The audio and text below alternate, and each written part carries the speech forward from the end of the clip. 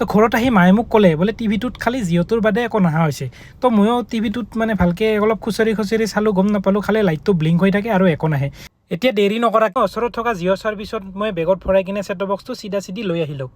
হেলমেটটো লৈ কিনে মই আৰু সিহঁতক ফোন কৰিলোঁ। ফোন কৰাতে সিহঁতে ক'লে তুমি এটা কাষ্টমাৰ কেয়াৰত কমপ্লেইন মাৰি আহিবা, যাতে আমাৰ বস্তুটো ৰিচল্ভ কৰাতে সুবিধা হয়।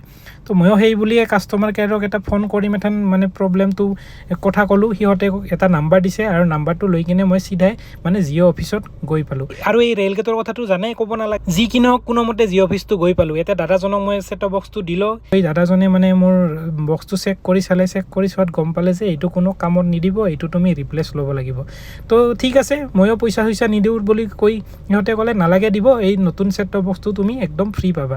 তো ঠিক আছে, এতিয়া মানে ছেট টপ বক্সটো তেওঁলোকে মানে মোক বঢ়িয়াকৈ ছেট আপ কৰি দি দিলে। তো মই এতিয়া ঘৰলৈ বুলি উভতিলোঁ আৰু আহোঁতে আমাৰ গাঁৱৰে দাদা এজনক উঠাই লৈ আহিলোঁ। এতিয়া মই চিধা ঘৰত আহি কিনে এইটো লগাই কিনে মই চালোঁ। এতিয়া পিকচাৰটো আহে নে নাহে মই চাব লাগিব। তো ধুনীয়াকৈ ইয়াতে পিকচাৰটো আহিছে। তো ছাৰ্ভিচটো ধুনীয়া লাগিল জিঅ'। তো থেংকছ জিঅ'।